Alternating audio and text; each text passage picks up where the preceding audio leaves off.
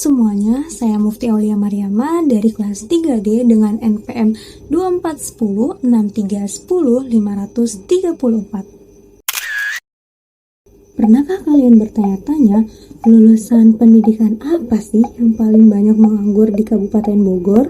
Apakah lulusan SD atau justru sarjana?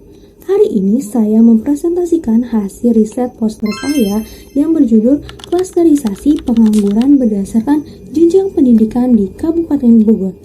Mari kita bedah datanya. Latar belakang permasalahan dari penelitian ini adalah sebuah fakta yang cukup mengejutkan, bisa dibilang sebuah anomali. Biasanya kita berpikir semakin rendah pendidikan, semakin sulit untuk mencari kerja. Tapi data di Kabupaten Bogor menunjukkan sebaliknya. Kelompok penyumbang pengangguran terbesar justru datang dari lulusan SMA, dengan angka mencapai lebih dari 123.000 jiwa. Angka ini jauh melampaui jenjang pendidikan lainnya. Karena itu, studi ini penting dilakukan untuk memetakan pola tersebut menggunakan statistik agar solusi penanganan tenaga kerjanya lebih tepat sasaran. Tujuan penelitian ini terdapat 3 poin utama. Yang pertama yaitu menguji tren dan pengaruh jenjang pendidikan terhadap jumlah pengangguran menggunakan regresi linear. Yang kedua adalah mengidentifikasi klaster pendidikan yang memiliki kemiripan tingkat pengangguran melalui hierarchical clustering. Yang ketiga adalah memvisualisasikan karakteristik pengangguran dalam ruang dimensi rendah agar lebih mudah dipahami menggunakan metode PCA dan juga CA. Untuk metodenya, saya menggunakan pendekatan deskripsi kuantitatif dengan data sekunder dari Open Data Kabupaten Bogor. Data ini saya olah menggunakan teknik machine learning dan analisis multivariat. Untuk variabel yang saya amati di sini adalah untuk variabel X-nya atau variabel independen, yaitu ada jenjang pendidikan mulai dari SD, SMP, SMA, dan juga perguruan tinggi. Dan untuk variabel Y atau variabel dependen di sini adalah jumlah pengangguran. Sekarang kita masuk ke inti pembahasannya. Coba lihat grafik batang tersebut. Terlihat ketimpangan yang sangat ekstrim kan? Batang yang menjulang tinggi sendirian itu adalah lulusan SMA. Jumlahnya menembus kisaran 125.000 jiwa. Ini jauh sekali dibandingkan gabungan pengangguran SD, SMP, dan perguruan tinggi sekalipun. Selanjutnya, saya melakukan analisis clustering. Hasilnya, terbentuk dua kelompok yang sangat kontras. Melalui visualisasi heatmap, terlihat garis warna merah menyala pada pertemuan antara data SMA dan perguruan tinggi yang menandakan nilai jarak Euklidean maksimal. Hal ini menginformasikan bahwa karakteristik pengangguran SMA sangat kontras dibandingkan jenjang lainnya. Terdapat dua klaster di sini. Klaster 1 ditempati sendirian oleh SMA, posisinya sangat tinggi dan terpisah jauh. Ini adalah zona merah. Dan untuk klaster 2 adalah gabungan dari SD, SMP, dan perguruan tinggi. Mereka punya kemiripan tingkat pengangguran yang relatif rendah dan juga stabil. Kemudian di sini ada visualisasi mengenai matriks jarak antar kategori pendidikan SMA versus perguruan tinggi yang berwarna merah tua. Pertemuan antara garis SMA dan kolom perguruan tinggi warnanya merah menyala. Artinya perbedaan paling ekstrim dalam data tersebut adalah jumlah pengangguran lulusan SMA sangat jauh berbeda dibandingkan dengan lulusan perguruan tinggi. Dan untuk SMA versus SD dan juga SMP berwarna oranye. Pertemuan antara SMA dengan SD atau SMP berwarna orange artinya masih terdapat perbedaan yang signifikan antara pengangguran SMA dengan SD atau SMP meskipun tidak se ekstrim perbedaannya dengan perguruan tinggi. Untuk SD versus SMP itu berwarna ungu, artinya nilai jaraknya rendah yang berarti profil pengangguran lulusan SD dan SMP memiliki karakteristik yang sangat mirip satu sama lain. Untuk perguruan tinggi versus SD atau SMP itu berwarna ungu pudar atau putih. Artinya perbedaan antara perguruan tinggi dengan SD atau SMP tidak terlalu drastis jika dibandingkan dengan SMA. Titik mereka masih dalam satu spektrum yang relatif aman atau rendah. Lalu, bagaimana jika dilihat dari gender? Berdasarkan analisis Piplot, vektor laki-laki dan perempuan itu berhimpit, artinya ada korelasi positif sempurna. Jadi, di Bogor ini, jika pengangguran laki-laki naik di satu jenjang pendidikan, maka pengangguran perempuan juga pasti naik secara proporsional. Masalah ini menyerang kedua gender sama rata. Oke, karena tadi kita sudah menjelaskan mengenai informasi yang terdapat pada poster, sekarang kita lihat tahap-tahap dalam aplikasi R untuk memasukkan kode-kode R yang akhirnya menghasilkan beberapa visualisasi yang kita cantumkan pada poster tadi. Mari kita lihat.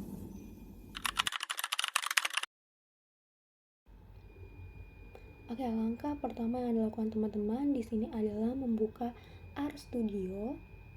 Kita ketik library tidyverse, kemudian ada library dplyr, kemudian di run library ggplot2, kita run, kemudian library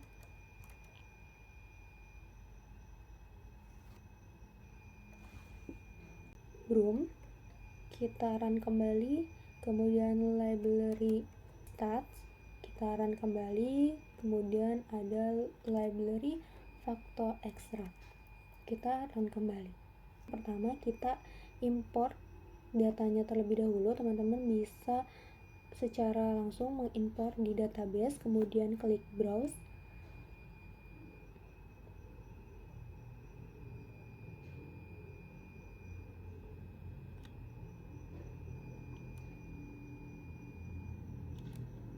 Nah, teman-teman di sini bisa memilih data yang sudah teman-teman simpan di dalam dokumen.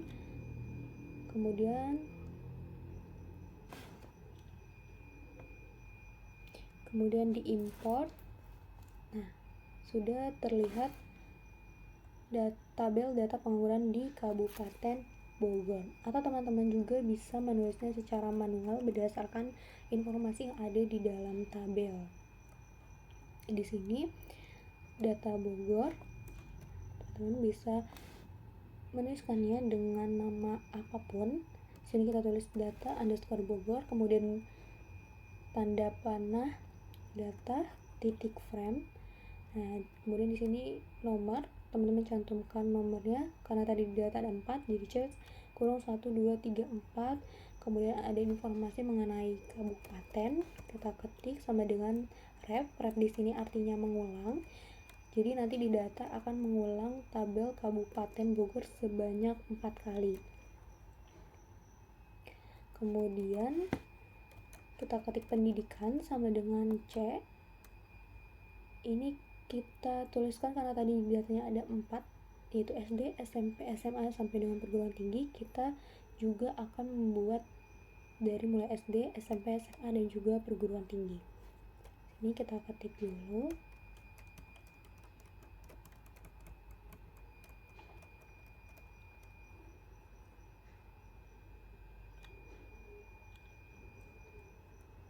Kemudian ketikkan kembali jumlah underscore pengangguran. Nah, untuk jumlahnya ini kita sesuaikan lagi dengan data yang sudah kita punya ya. Dicek, kemudian kurung,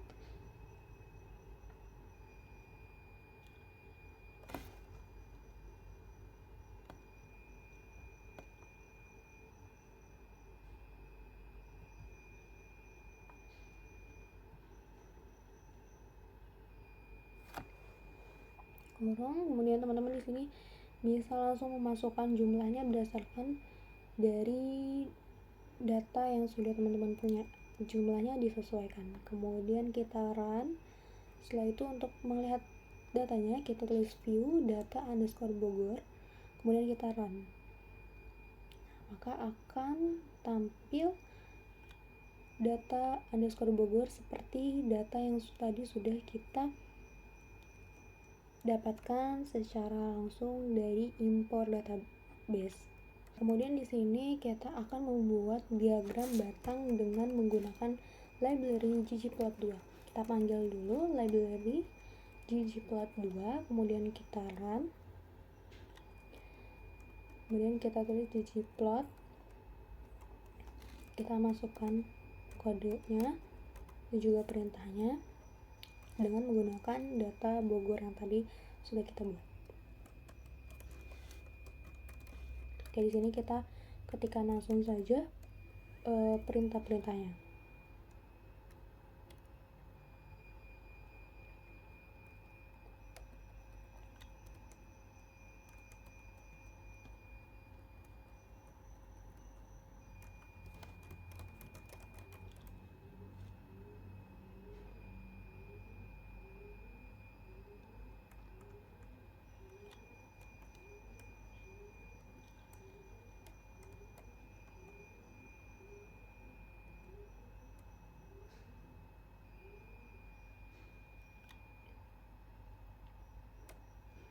Masukkan title-nya jumlah pengangguran berdasarkan tingkat pendidikan. Untuk label nanti di grafiknya.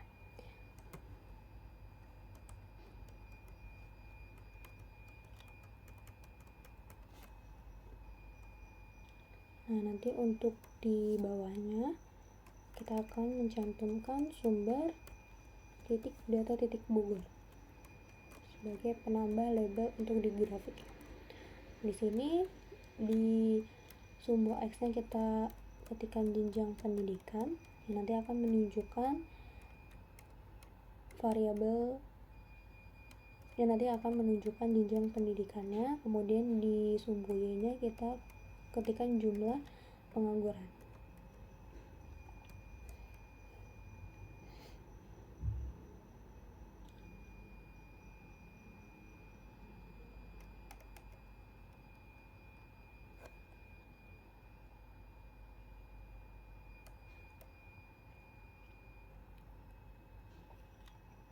Nah, di sini untuk size-nya dibebaskan ya, teman-teman memilih ukuran berapa.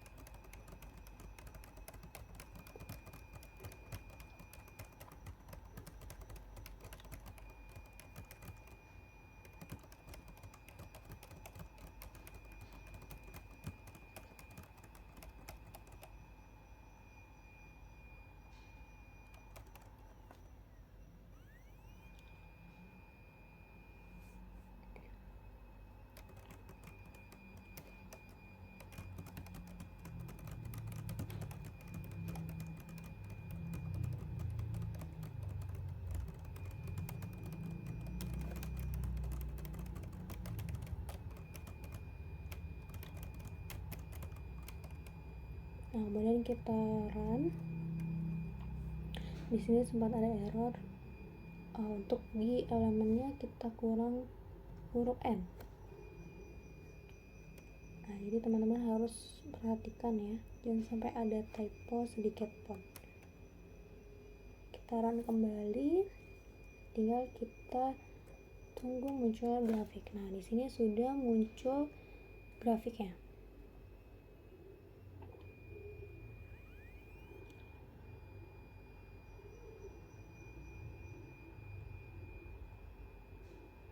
Nah, di sini di grafik kita sudah menghasilkan visualisasi grafik batangnya. Di sini untuk yang berwarna ungu untuk perguruan tinggi, warna biru SD, hijau SMA, dan kuning itu untuk SMP. Nah, di sini terlihat jumlahnya dengan title-nya. Di sini ada jumlah pengangguran berdasarkan tingkat pendidikan Kabupaten Bogor. Nah, di sini terlihat ya, grafik batang yang paling tinggi itu berada di jenjang SMA yang berwarna hijau yang menunjukkan kita lakukan perintah lain, yaitu kita analisis regresi linear dari data pengangguran kabupaten tersebut. Nah, di sini pertama kali kita asumsikan ya. Untuk lebih mudahnya kita asumsikan untuk SD-nya dengan menggunakan angka 1, SMP dengan angka 2, SMA dengan angka 3, dan perguruan tinggi dengan angka 4. Jadi kita masukkan saja perintah dan juga kodenya. Ini data regresi tanah, kemudian data Bogor. Ini disesuaikan dengan tadi di atas ya, kemudian kita run. Mohon maaf, ini bukan kita run, tetapi kita lanjutkan dengan enter, kemudian mutet.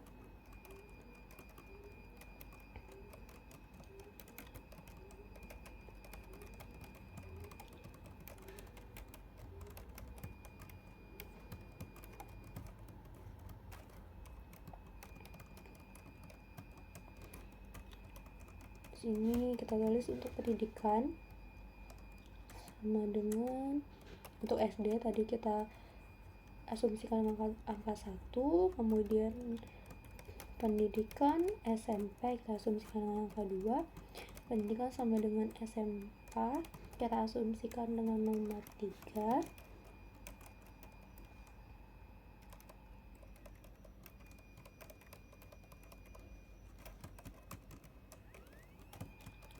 kemudian untuk yang terakhir pendidikan di perguruan tinggi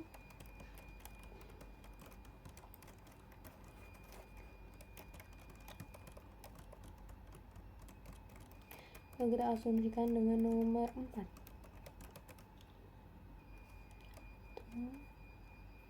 Setelah itu kita run, kita lanjut ke membuat model regresinya. Model underscore regresi seperti biasa, tanda panah, kemudian LM,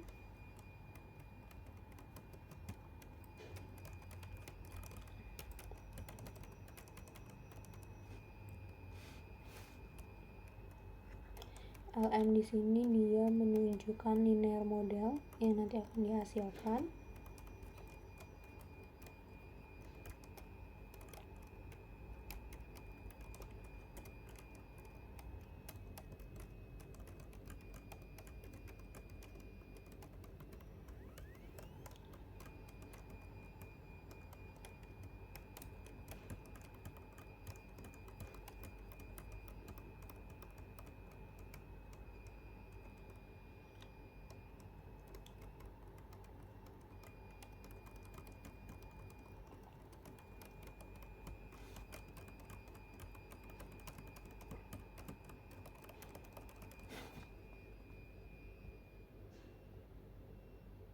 Kemudian kita run.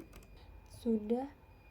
Nah, di sini dari residual ini sudah terlihat jumlah pengangguran yang banyaknya tuh di tingkat mana. Kemudian di sini ada intercept untuk ada estimasi standar, kemudian ada error T-nya, dan untuk ada value-nya juga. Itu kita lanjut ke perintah selanjutnya. Kita akan visualisasikan regresi linear tadi. Nah, tadi kita print hasil analisisnya, sekarang kita visualisasikan analisis regresinya. Kita panggil ggplot, kemudian data regresi. Kita masukkan dulu perintahnya.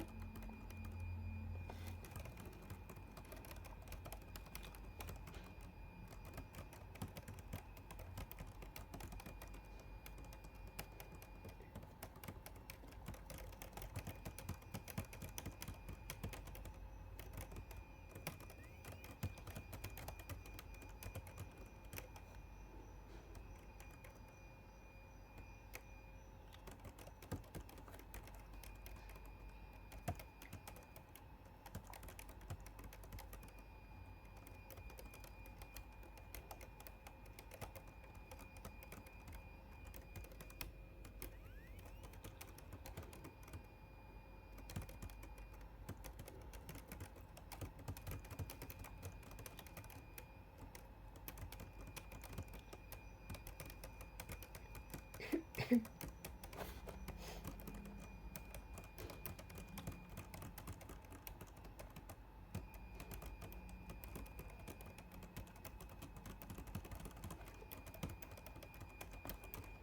sini untuk setiap ukurannya diserahkan kepada teman-teman ingin membuat ukuran berapa.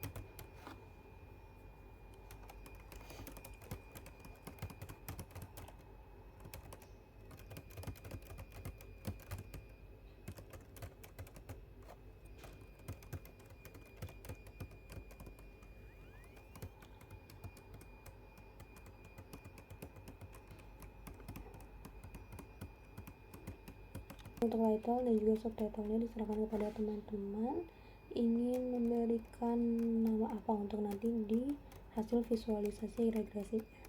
Di sini untuk di sumbu X-nya kita kasih jenjang pendidikan.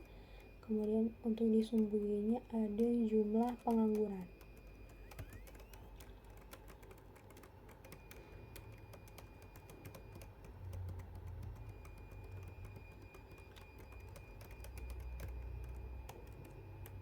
Setelah itu kita run, nah maka akan muncul visualisasi dari hasil regresinya. Nah, ini untuk hasil analisis regresi pengangguran dan juga pengangguran berdasarkan pendidikan itu. Ini hasil regresinya, kurang lebih visualisasinya itu sama dengan diagram bata yang tadi sudah kita hasilkan ya. Hitung matriks jarak atau Euclidean distance-nya. Ini kita pakai nama Bogor underscore dis. Kita akan melihat jarak dari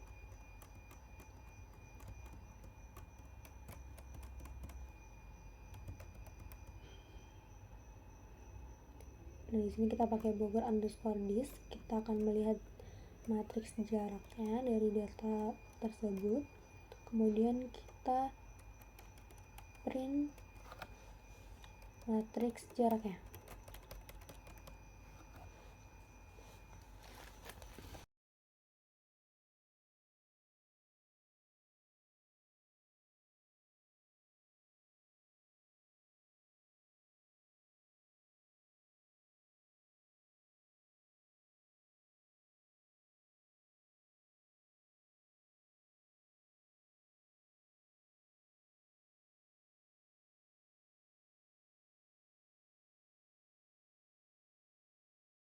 Kemudian kita print Bogor underscore dis-nya. Kemudian kita run.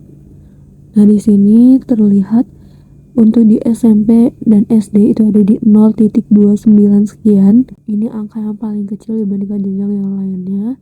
Sementara untuk SMA dan SMP itu ada di 1.83. Ini lumayan besar karena melebihi 0.05.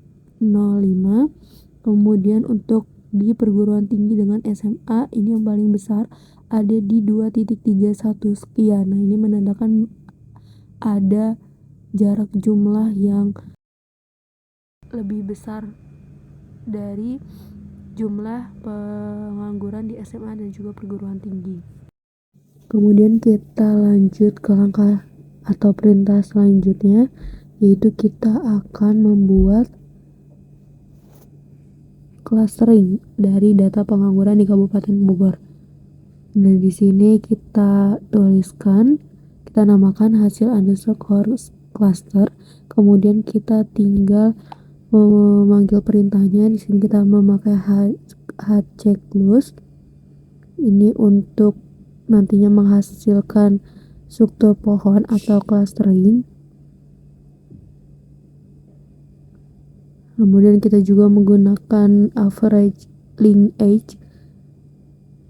Nah, di sini Bogor underscore AVG nanti akan terlihat rata-ratanya.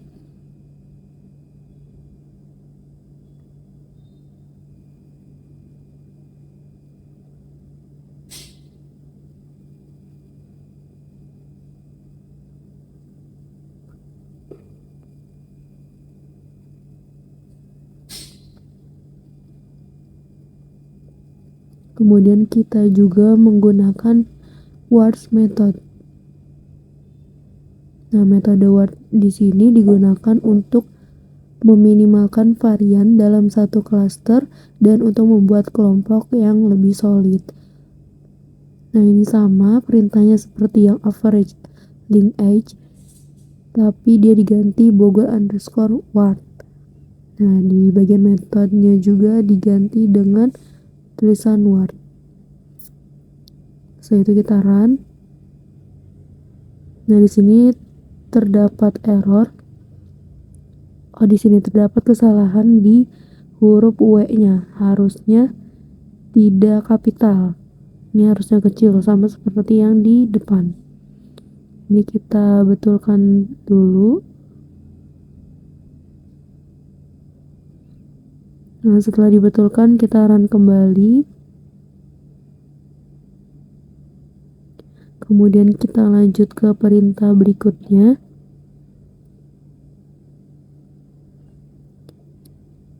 Nah, setelah tadi kita membuat perintah untuk clustering, kemudian kita sekarang membuat perintah untuk memvisualisasikan metode word-nya. Nah, di sini kita panggil pvden.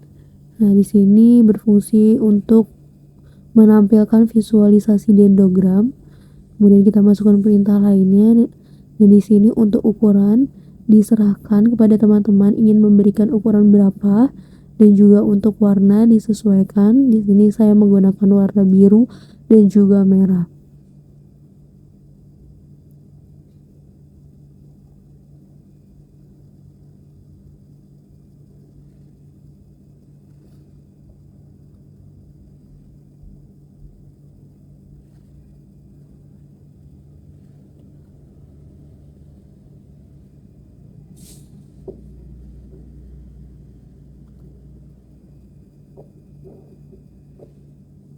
Nah, di sini juga kita menampilkan untuk di sumbu X-nya kita tuliskan dengan jenjang pendidikan, kemudian nanti di sumbu Y-nya kita tuliskan height. Kemudian kita run. Nah, setelah di run, maka akan menampilkan visualisasi dendrogram dari metode word. Nah, di sini garis biru itu hanya ada satu klaster yaitu SMA.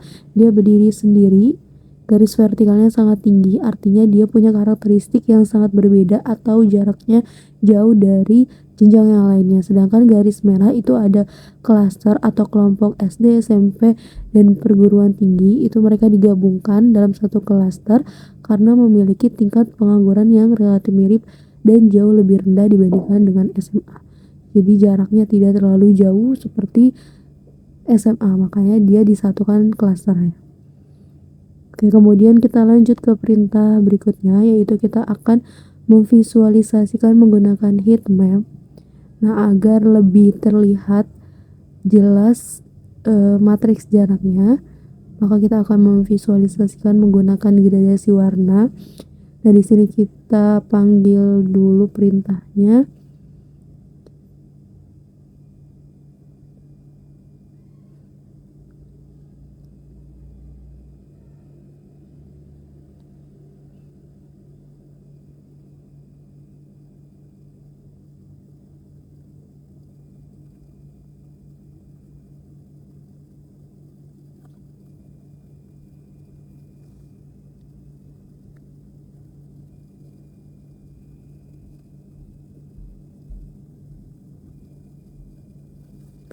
Nah, ini untuk warnanya pun disesuaikan, ingin warna apa, kemudian kita run.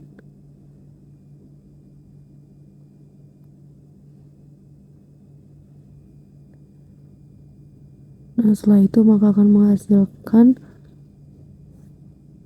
visualisasi heat map berdasarkan perintah yang sudah kita tuliskan. Nah, di sini heat map ini mengubah angka-angka yang tadi menjadi kotak-kotak yang berwarna. Nah, tadi di sini grafiknya sudah dijelaskan di poster perubahan warnanya. Nah, di sini kan SMA berubah warnanya menjadi merah pekat. Nah, itu menandakan bahwa nilai jumlah pengangguran di SMA itu sangat tinggi dibandingkan dengan jenjang pendidikan yang lainnya. Kemudian kita lanjut ke perintah berikutnya, yaitu membuat data frame baru untuk analisis multivariat. Nah, sekarang kita akan membuat data baru yang akan membagi data pengangguran di Kabupaten Bogor ini ke dalam gender. Ini untuk datanya kita namakan data underscore matrix. Jadi dalam data di sini akan menampilkan jumlah pengangguran laki-laki dan juga perempuan. Dan di sini untuk jumlah pengangguran laki-laki kita cantumkan dulu 0,60.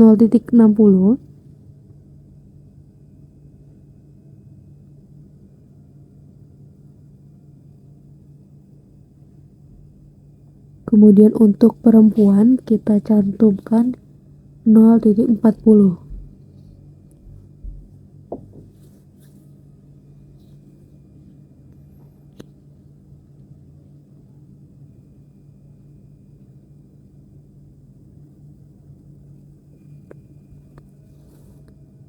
Setelah itu kita run. Nah, di sini ada kesalahan.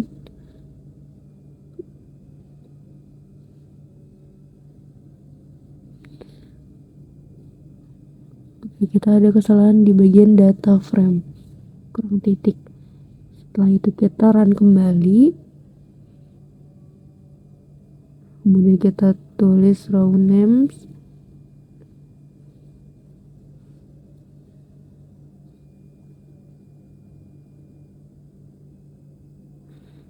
Nah, dia akan mengubah nama yang tadinya data Bogor menjadi data underscore matrix. Kemudian kita view untuk melihat data barunya. Kemudian kita run kembali. Nah, ini adalah tabel dari data matriks yang sudah kita ubah atau kita sudah bagi menjadi bagian laki-laki dan juga perempuan. Nah, kemudian untuk lebih memperjelas kembali, maka kita akan menggambarkan visualisasi dari data matriks tersebut menggunakan biplot PCA.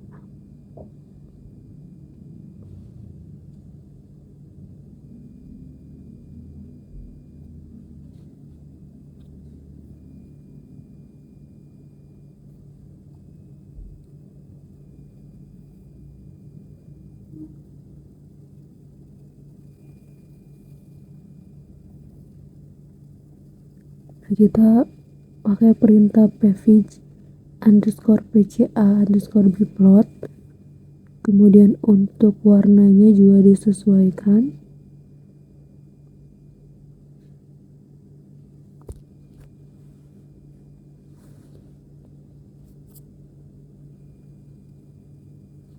Dan untuk title-nya pun disesuaikan oleh teman-teman. Di sini kita beri nama biplot PCA.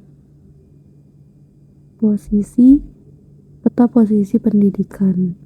Kemudian kita run. Nah, maka akan menghasilkan gambar seperti ini. Di sini terlihat panah laki-laki dan perempuan itu mengarah ke arah yang sama, yaitu mengarah ke SMA dan ke arah sebelah kanan yang menandakan korelasinya tuh positif sempurna. Jadi jika pengangguran laki-laki naik, maka pengangguran perempuan juga pasti naik. Maka di data di sini tidak ada ketimpangan gender dalam data pengangguran ini. Oke, tadi kita sudah melihat langkah-langkah di RStudio untuk menghasilkan visualisasi data yang akan kita gunakan. Analisis mesin learning secara konsisten di sini menyimpulkan bahwa lulusan SMA di Kabupaten Bogor adalah titik ekstrim atau penyumbang utama pengangguran. Jenjang pendidikan di sini terbagi menjadi dua, yaitu ada yang berisiko sangat tinggi, khususnya di lulusan SMA, kemudian ada juga yang risiko sedang atau rendah, yaitu ada di lulusan SD, SMP, dan juga perguruan tinggi. Kemudian apa sih implikasi dan juga rekomendasi dari penelitian ini?